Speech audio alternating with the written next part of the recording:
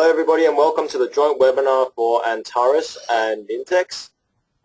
Today we will be doing a webinar on the staff onboarding and offboarding with the tool Nintex.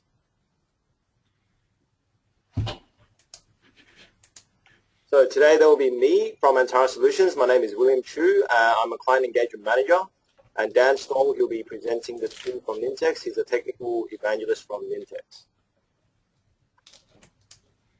So by way of agenda, we're going to first start off by introducing Antares, showing you some of our capabilities and some of the customers that we've worked with. We will then go to show you Nintex as a solution. Dan will then bring us, show us the onboarding and offboarding challenge that typical organizations experience. There will then be a little demonstration, and we should have enough time for questions and answers. Okay, so Antares Solutions, we're a Microsoft Gold partner based in Sydney. Our practices are in three main areas: productivity, data solution, and innovation. We also have a managed services department as well.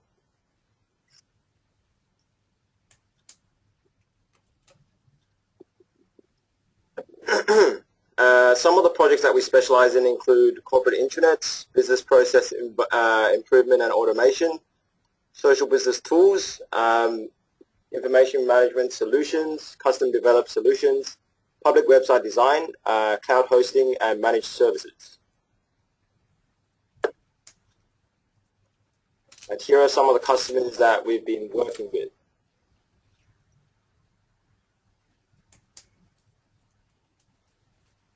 Okay, I'll pass it on to Dan. Thanks, William. Hi, everyone. So my name's Dan Stoll, and I'm the technical evangelist for Nintex based out of Melbourne here in Australia. Basically what I'm going to do, I'm not going to spend too much time dwelling around slides, because essentially I want to get into product and into SharePoint and into Nintex, and to show you how we can go about onboarding users within Active Directory. Also how I can show you how we can work in a hybrid environment where you may be looking at going into Office 365 and enabling accounts with Exchange Office 365 and whatnot. And also the not so spoken about process, but just as important, the offboarding process and some of the capabilities that you have with the Nintex workflow product and in conjunction with SharePoint. So just a little bit on Nintex before I get started. Nintex is considered the world leader in software and cloud services that empower organizations to automate everyday business processes. Just a bit of history on us.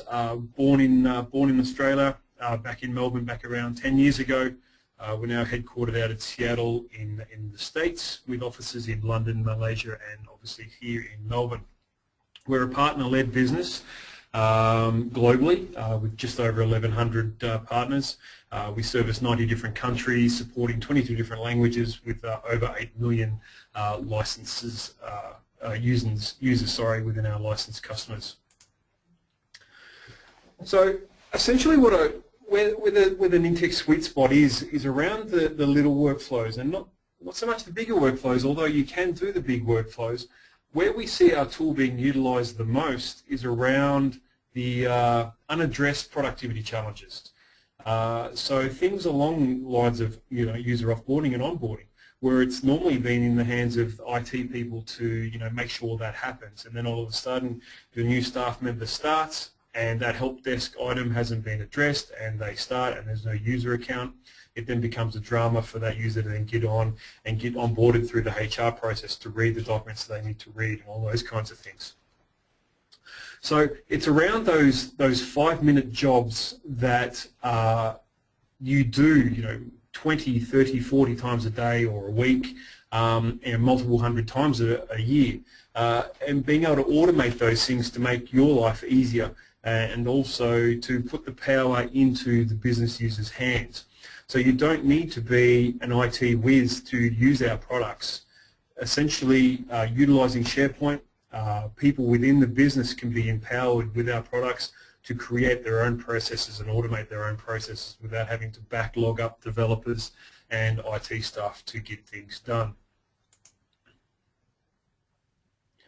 So the main three focuses that we look around are around the people, the process, and the content. So we want to be across everybody, not just IT, so all your business professionals. We want to make things simple but not simpler. Sorry, we want to make things simpler but not simple. Being able to automate those approvals and multi-stage approvals and being able to have, really defined logic around processes but not needing a degree to understand how it all works. And we want to be everywhere. So we want to be not just in SharePoint but against CRM and Salesforce, Yammer and SAP and Box and Google and all these different things. So we want to be able to connect out to all these different platforms that organizations are using today. So just a little bit on our solution suite. We have 4 different products. Now essentially 2 of these products are free with our tool set. The 2 main tools that I'll be talking about today mainly will be Nintex Workflow for on-premise, and we also have Nintex Forms, which I'll briefly touch on and I will use in the course of the demo. Part of Nintex Forms is what we call Nintex Mobile, which is a native application which allows you to take your SharePoint forms offline on either iOS, so on iPhones or iPads, Android phones, and also on Windows 8 phones and Windows 8 desktops. And Nintex Live is our cloud service, so that allows you to connect multiple different things via workflow and also to be able to publish your Nintex forms to the cloud so they can be consumed anonymously by, say, customers or just the general public to get data back into your on-premise SharePoint without needing to worry about firewall rules and all those kinds of things. But we won't be talking too much about that today. Some of the things that I just want to quickly touch on before I carry on with the demo is around our CRM connectors that we now have, allowing you to integrate either your Office 365 SharePoint environment or your on-prem SharePoint environment directly in with Salesforce and Dynamics CRM online, allowing you to talk to those particular services and have workflows interact with both platforms. And also with DocuSign, which is built into my demo today, but due to the length of the actual demo that goes with DocuSign, I won't be covering it today. However, it is there, and should you wish to see more about that, I'll be more than happy to schedule another meeting on that. What DocuSign allows you to do essentially is to receive digital signatures against any of your documents from within a SharePoint environment, going out to the cloud DocuSign service to get the digital signatures done and then brought back into your SharePoint environment. Just some typical scenarios that we see our customers utilising globally around, say, information technology with building your own help desk systems, change management processes, through to finance and sales processes, opportunity managements. The range is quite broad because we don't specifically focus ourselves on an industry vertical. We're across all industries, across all different types of processes within the business. But these are the main ones that we tend to see day to day. For your information, should you wish to download this, we'll also send a link out to this. Is a TEI study which was conducted by Forrester not that long ago, just around the total economic impact on the Nintex workflow platform, just with the ROI and whatnot. So that is available should you wish to download and read anything about that. Okay, so let's finish that up for slides for now and cross over to my demo system. Here we go. Okay, so I'm going to be demoing in SharePoint 2013 today. Now what I'm going to show is essentially all available in SharePoint 2010 as well with the Nintex 2010 workflow product. So don't be phased if you are still using SharePoint 2010. Everything I show today is available in 2007. If you are, in 2010. If you are using SharePoint 2007, it may be time to upgrade. However, majority of what I'm doing today is also available in our Nintex Workflow 2007 platform, but not all, but majority of. Okay, So first things first, one of the first things we want to do with an onboarding process is look at, okay, how do we go about getting this person online? We need to create their account, we need to create a password, we need to add them to user groups, we need to create an email account, we need to create their SharePoint profile, we need to schedule in some time with HR to do a 3-month review. So there's a whole lot of touch points that need to get addressed here. But essentially the first thing that happens is that someone registers this new user. They've been selected from a panel, for example, and the manager or HR, for example, can get this process started. So first thing that we need to do, as you can see on my screen here, I've got my SharePoint page and a number of web parts here with different bits and pieces. But the one we're going to be looking at is the new employee request. So stepping into the shoes of HR, we've just had a successful applicant come through. So I'm going to go ahead and now register their details. So just opening up the form now, you may notice that this is actually not an out-of-the-box SharePoint form. This is actually utilizing Nintex forms, and there's a reason why I'm actually doing that. But first of all, let me just put some information in here. So we just put in Tan and William. Okay. We don't quite need to put in a personal email address, and marketing manager. As part of the sales department, the manager will be Brett. Now, one of the things I'm going to do, which you probably wouldn't do, is actually set the start date for a date in the past. Now, the reason I'm actually going to do this is because when this workflow kicks off, it actually puts a pause in until the user starts. And then when the user starts, the workflow continues on and finishes off the actual process around sending out emails and all those kinds of things. So I'm going to put in a start date, which is yesterday. Actually the 23rd, because this demo server's on a US box, it still thinks 23rd is yesterday. So the workflow just completes straight away. And with the salary, we just put in, we're pretty generous here at Contoso, so we'll just say 230K. Not a bad wage. So let's scroll down and we'll just save that off. So what that's doing now, nothing fancy here. This has just been saved directly into my SharePoint list. And what's happening now is a workflow is automatically kicked off to start this process rolling.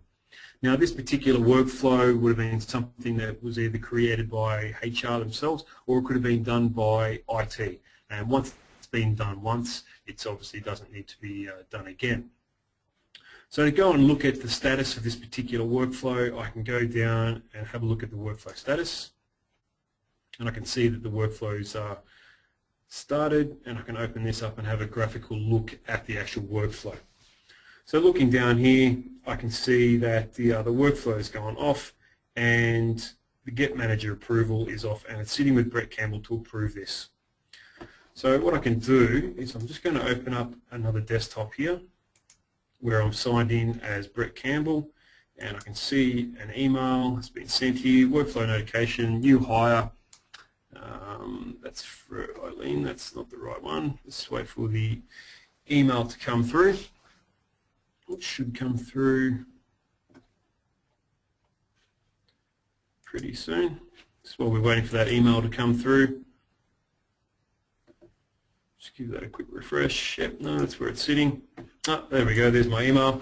So there's the email that's come through for approving the hiring of William Tan. I can see here that the salary is $230,000. I can click on there to have a look at the draft employment agreement. But you know, I'm already across this. I was the one that approved him in the first place, so I can now go ahead and respond to this. Now, there's two ways I can go ahead and do this.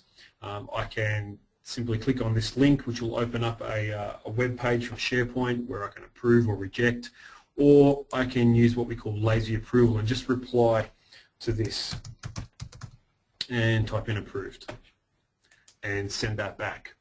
Now that's going to go back into SharePoint where we're monitoring the emails, looking for this particular tag in the subject line, which will attribute it to the task that's been sent to me. So just minimizing that.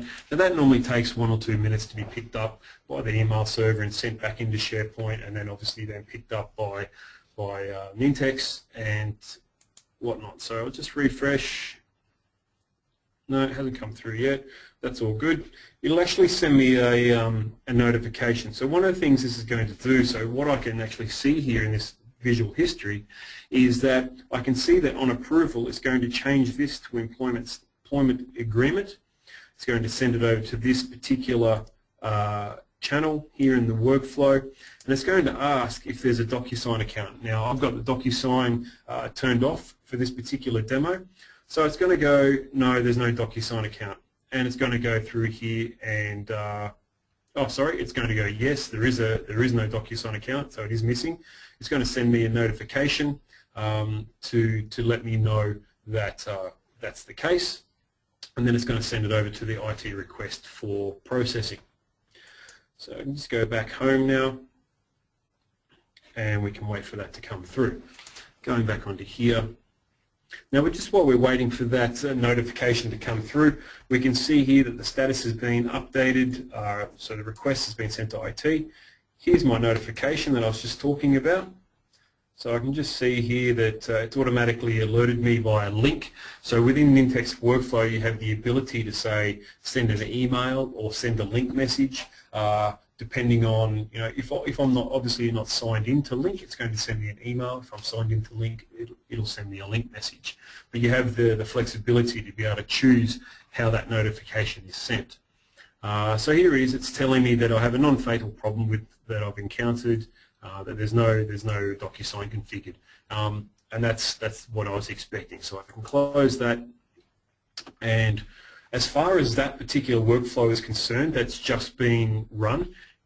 That is as far as it needs to go.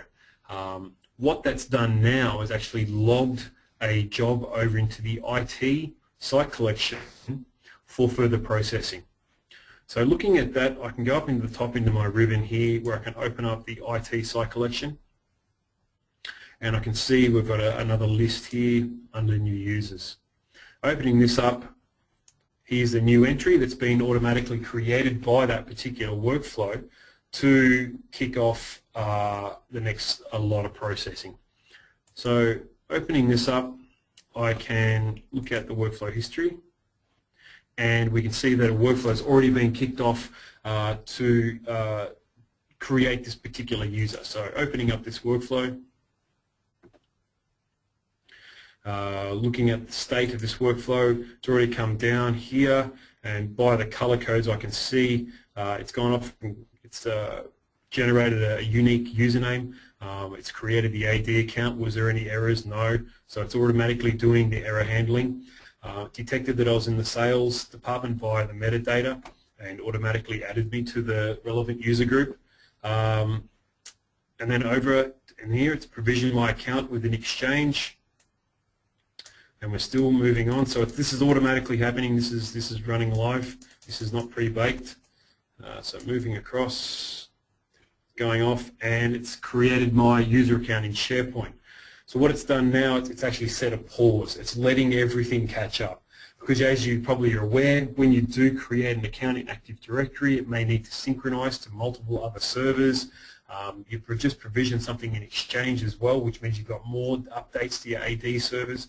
So there's lots of stuff that's happening in the background, not just within SharePoint, but within other systems that needs to catch up with the speed of this particular thing. So we find that putting a pause in there every now and then just gives everyone a breath, lets everything catch up, and progress on from there. So while that's just happening, so that'll sit there and wait for 5 minutes and continue on, I can go back to my IT site, back into new users, and we can see here that the email accounts have been automatically generated and added to here, so I can see what it's all going to be.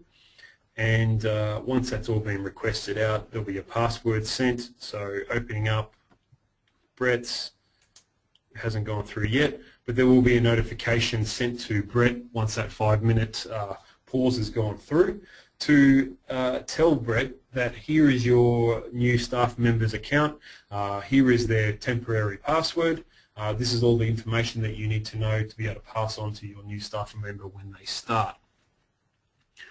Okay, so putting that aside now, while we just wait for that pause to go through, let me just reflect back onto my HR form that we initially filled in. Now, using Nintex forms, let me just open up my list, and looking at Nintex forms, I can go through here, open up Nintex forms from the ribbon. Now, there wasn't anything overly complex about this form. It was simply capturing some data and moving it on. The one thing I needed to hide, though, because when I created a new entry, I didn't want to be able to put in an email address. So I'm not specifying an email address. That needs to be automatically generated. And the status field is also something that I'm not going to fill in. However, it's something that I want to show later on down the track if I go to open up anyone's records. So what I can do is actually utilize conditional rules or conditional formatting. So if I just select on this field, for example, we can see over here on the side that I've got a conditional rule that is running. So if the form is in new mode, so coming in and looking at the common controls here, if it is in new mode, well then I'm going to hide this particular field. Now you can do things like if it is in edit mode or in display mode, etc., etc. If I want to pre-populate some of these fields with managers' names and things along those lines, I can do that as well. So for example, for manager, it might be a case where managers are the ones creating these forms in the first place. We can actually set the field to be is current user. So whoever opens the form will be pre-populated into this particular field. So when you open it, you don't need to do it yourself. One of the things that you can also do with Nintex forms is create multiple layouts. So going across the top in the ribbon, I can select on smartphone, which will automatically generate a smartphone layout for this particular phone, for this particular form. So if you have users or managers out there using SharePoint on their mobiles, they can do it. And as I was talking before around Nintex Mobile, we have the Nintex Mobile layouts that allows you to create layouts for forms that can be then published onto the Nintex Mobile app, which can then be utilized outside of the SharePoint environment and in offline environments as well, from the Windows 8 desktop or from iPhones, iPads, etc., etc. Okay, so that's about as much as I really wanted to talk to you about Nintex forms in this particular session. So looking back, my pause should have nearly finished by now. So let's just go back into IT to see where my workflow is at. And I can go here and click on the workflow history. Okay, so it's still running. It's been idle for 5 minutes, so can't be very far off from kicking off into the next stage. So just scrolling across. Okay, so we're still on the pause for now while we're just waiting for that to kick out of there. One of the things I'll just show you just to prove that it's actually all gone through is just open up Active Directory here. I've got my user controls. Let me just refresh my AD container. And down the bottom here, I should have, where can we refresh? There we go, refresh. Scroll down and there's my William Tan account down the bottom. And that's all good to go, ready to rock and roll. Now one of the things I actually want to look at now is, once this has all gone through, which hopefully will happen very, very shortly. As you can see here, the things that we're just waiting on for it to happen now, once this comes out of the pause, it's going to update the user profile in SharePoint. It's then going to go over and create an item in the HR site to say that there's a new member of staff that's been onboarded. It's going to create it's going to pause until that start date, which I was talking about earlier. send a notification off to the manager with their password, and then exit. What you've got here on the end is our error handling. So what's happened is we've built the error handling into the workflow. So here along these particular actions, we've captured the errors, if there is any, around talking to Exchange. It could be a communication breakdown between the servers or whatnot. If an error is detected, it's captured here, and if captured, it's sent to this particular channel here. And what this particular action is called a state machine, and that allows the workflow to go backwards and forwards within that state machine depending on what outcome comes along here. So all of these particular XY boxes you can see here determine where in the state machine the next bit of logic is going to come from. So let me just refresh to see if this has continued on yet. Okay, so that's continued on now, and now it's pausing until start date, which was 2 days ago. So that should go through straight away. No, not quite. It's going to wait, extend. Okay, so we'll wait for that to happen. So while that's doing its thing, I can actually go on to the next stage. We don't need for that to actually finish off to conduct the next part of the demo. So let me just close out of here and open up the particular workflow. So looking at the Nintex workflow itself, it's all, as I was saying earlier in the PowerPoint presentation, it's geared very much towards the IT pro and also the business user. It's all conducted within SharePoint. There's no external bits that need to be installed, such as plugins or anything along those lines. No thick clients that need to be installed onto the desktop. It's all within the browser. Now, creating a new workflow, now given this is not an overly simple workflow, it does look very complicated, but at the same point, it's not complicated either. So let me just start by minimizing this out of the road so we can see what's going on. Over on the left-hand side, you've got a number of different actions that you can utilize. You've got integration points, working with lists and libraries, and logic and flow, things like Nintex Live, which is what I was talking about. So if you wanted to have a story around, okay, you've got a hybrid model and you're not using Exchange on-premise, however, you're using Active Directory and SharePoint on-premise, but you're using Exchange in Office 365, you can actually go ahead and start doing things like adding people, adding or creating users in Office 365. So going into the Nintex Live catalog, this opens up a catalog of actions within the cloud. There's 145 here at the moment, and this is being added to quite regularly. So I'll just type in user, and that's going to bring back a few actions here. So we've got quite a few user actions. Okay, so there's my create user action, which has already been added. Let me just close this then and type in user. And then there's my Office 365 user. So I can use Workflow on-premise to go and create an Office 365 user account. I can then utilize this particular action to assign them the Exchange SKU. So obviously you'll have SKUs for your Office 365 tenancies that you can then go and assign them to your Office 365 users. And you can start looking at this hybrid model and being able to utilize both services from an on-premise workflow standpoint. Then you have the integration points, obviously, in things with the DocuSign, as I was talking before, being able to send documents out to that particular cloud service, out to Yammer if you're utilizing Yammer. As far as an onboarding process is concerned, you can go ahead and create the Yammer user as part of the workflow, add them to particular Yammer groups, make a post to the Yammer chat feed so everyone can see that someone's new has started in a particular department, hashtag everything, so when that new user starts, they've already got a whole flurry of feed information that's been coming down. So about driving that adoption of those social type feeds within company networks is also very prevalent, and it can be utilized within the Nintex workflow tools kit as well. Okay, so just closing this down.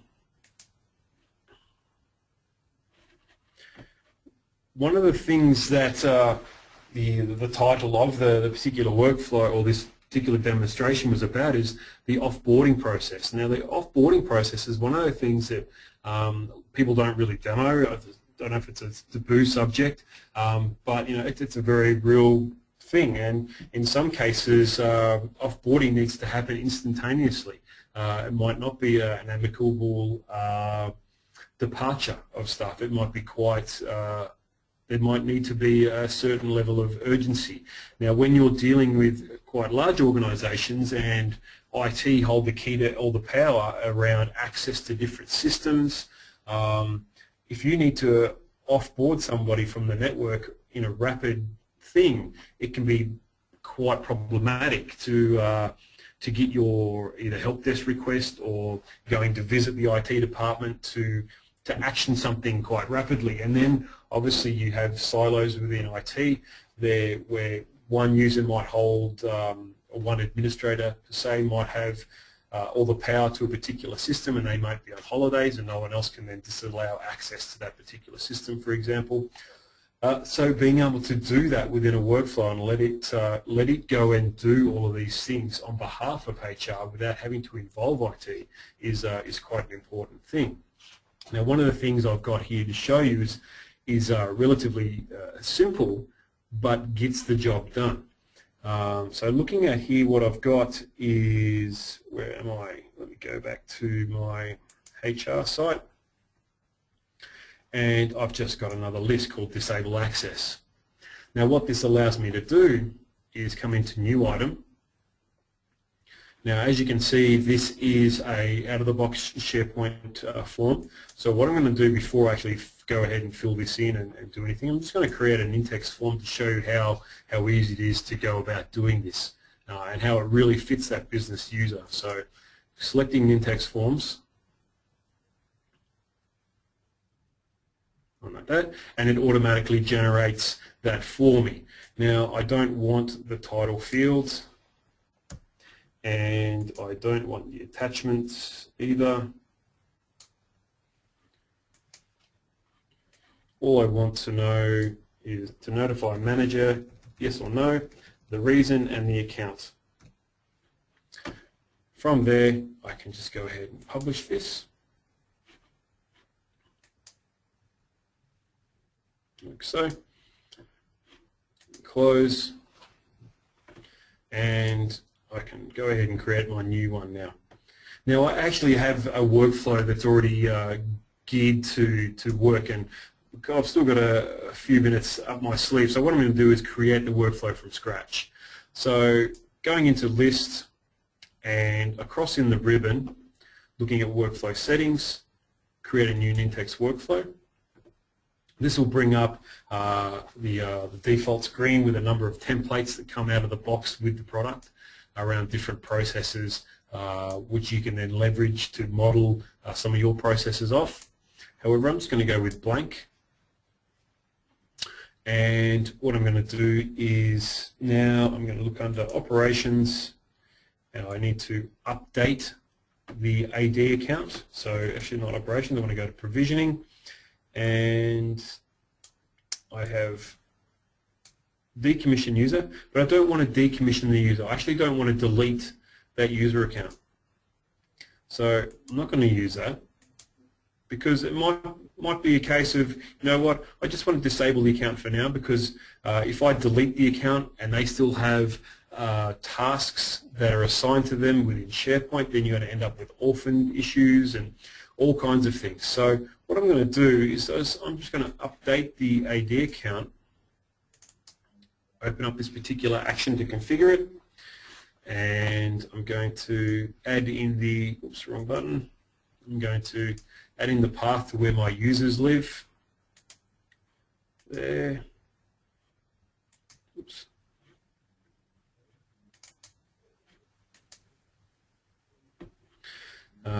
The user account that has permissions. As you can see here, I'm actually putting in user details. What I'm utilizing is what we call constants. Now, these are stored credentials that are based in central administration.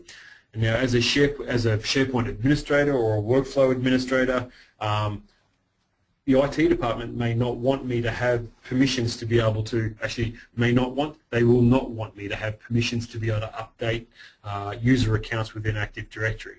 So what they can do is actually create a new constant in Central Admin that they place in there. It's all the passwords are masked and all those things. Now as a business user, I can go ahead, build this, I can click on this button and it will give me 18 new user credentials. Now I know that if I utilize this, I know that that's going to do what I need it to do. I don't need to know the username and I don't need to know the password, because I know that this user account is specifically set up to do updating within Active Directory. The next thing I need to do is specify the account that I want to modify. So looking at the item properties, so the metadata that we've captured as part of that form is account. So I go OK. And next thing I want to do is what's the field that I want to update. So I'm just going to go account activation, add that one, and I'm going to disable. So by default it's enabled, but I'm going to disable. Now as you can see, there's quite a number of fields here that I can add. I may also, just for double checking, I may also want to change the password. So I can automatically generate a password and disable the account as well. So two factors in per se. So I'll just delete that one. So I'm just going to disable the account. So from there, I'm going to go save. And then we have the logic, do you want to notify the manager? So from here, I'm going to go off and look at, I'm going to go here and get the logic, set a condition, and where are we? Notify manager is equal to yes, send an email notification. Now one of the things I would have to do now is actually set up a lookup to go and find out who that account person's manager is. What I'll do is I'm just going to type in, oops, what I want to type, I'll go to the address book.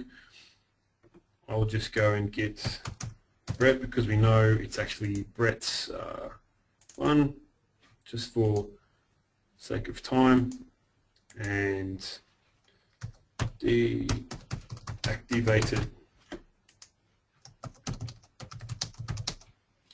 All done for, and go and grab the account, go OK, type in the reason, go here, grab the reason,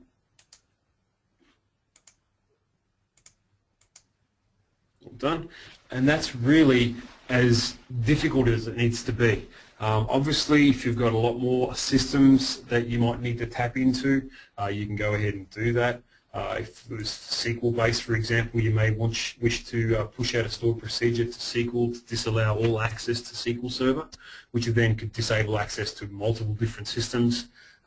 It may be a web service call out to another ERP system to disable access into that particular system as well.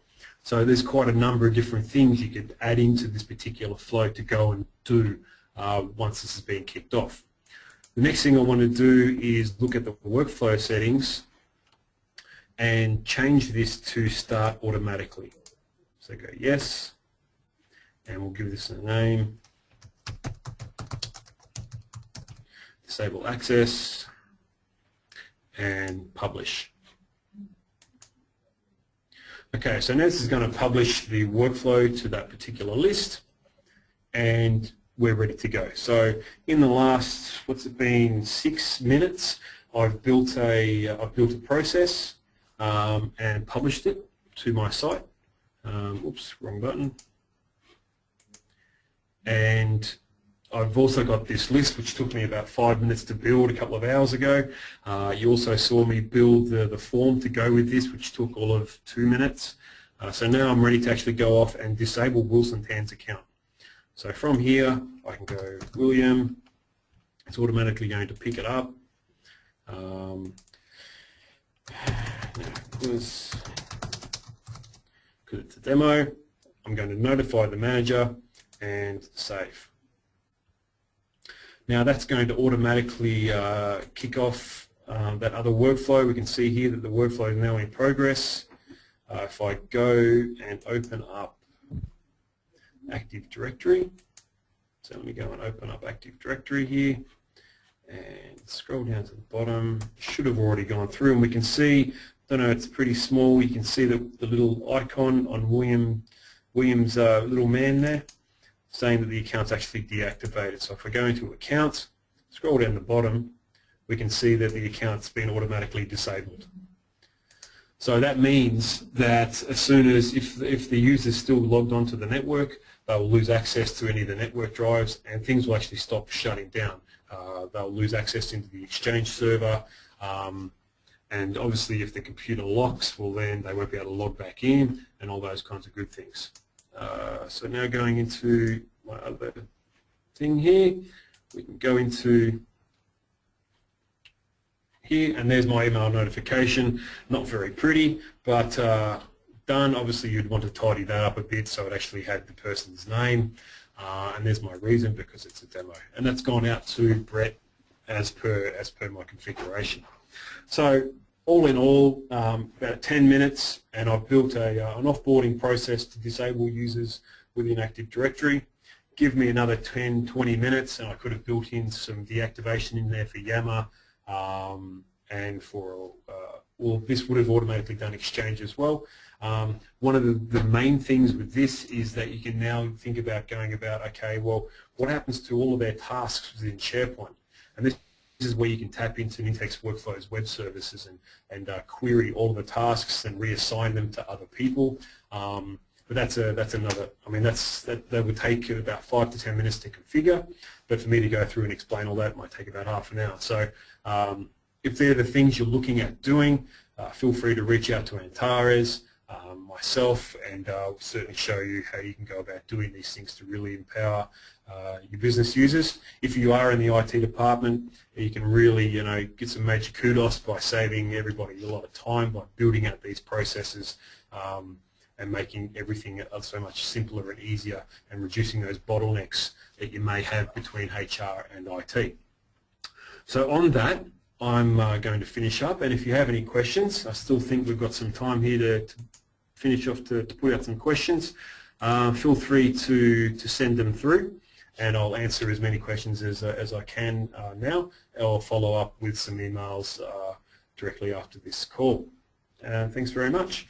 So what I'll do is, while we're just waiting for any questions that might want to come through, I'll duck back into the slides here. William, if you wanted to take back over now. Sure. So in terms of next step, Antares Solution offers a range of solutions in our specialty areas of productivity, data solutions, and custom application development, all of which are frequently integrated with Nintex workflows. We are also able to provide a 30-day trial license for Nintex, so if you'd like to give that a trial, feel free to give me a call. We can also provide Azure and Office 365 trial licenses for anyone that's interested. And also somebody from the Antares team will give you guys a call coming this week to discuss some of the business process requirements that you would like to use Nintex for. So Dan, a question has just come through for you. Yep. Is there any way to include a Nintex form definition and a SharePoint feature for solution deployment? Yeah, sure. So one of the things, if you want to deploy Nintex forms or Nintex workflows as a solution, as in you want to package it up as a SharePoint solution, you can do that with the SDK.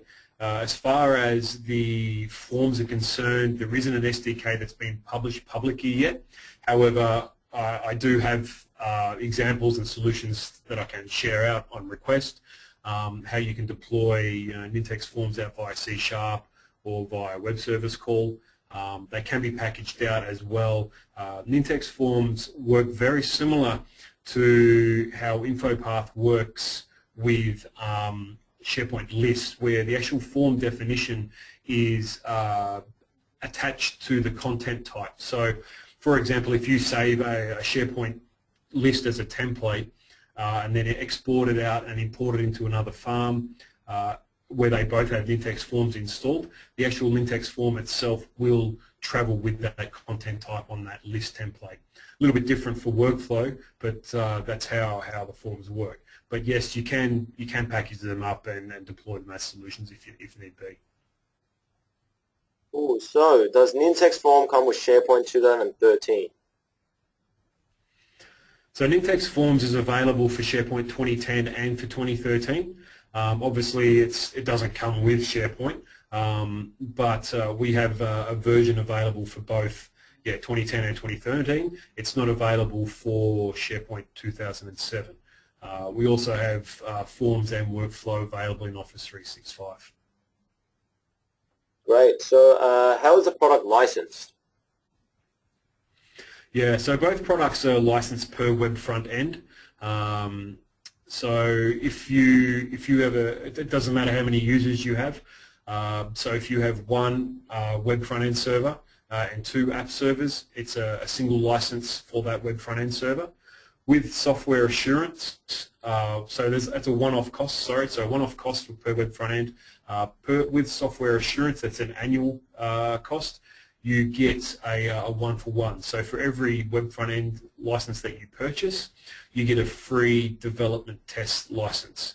There is also an optional premium support option, which if you go down that path as well, you get unlimited test dev server licenses. So for example, if you're running production, test, staging, and development, with premium support, you would have licenses to cover all your environments. Right. So another question: does this integrate into payroll systems? Well, it would depend on what the back ends of the payroll systems have available for integration. For example, Nintex Workflow has the ability to talk directly to SQL via ODBC. So anything that's ODBC connectable, so MySQL, Oracle, MS SQL, PostgreSQL, anything that can be connected to by .NET ODBC driver, essentially. Also, you have the ability to talk to web services, whether it be RESTful or legacy ASMX type web services as well. So if the payroll systems have those integration points, then yes, you would be able to integrate into them. If there is no integration points with that particular payroll system, that's where you could either go down the route of engaging with Antares to build some custom web services that do that integration work, or it could be a case of in-house developers doing the same thing. So it all depends essentially what it's available to integrate with. Is probably more so the question. So another question: we are integrating our current SharePoint 2010 environment with HP Records Management. Is there a way where we can integrate Nintex SharePoint forms with HP RM for our document management needs? So are you talking? So sorry, just to answer this with a question. Is this with Trim, for example? Just waiting for his response.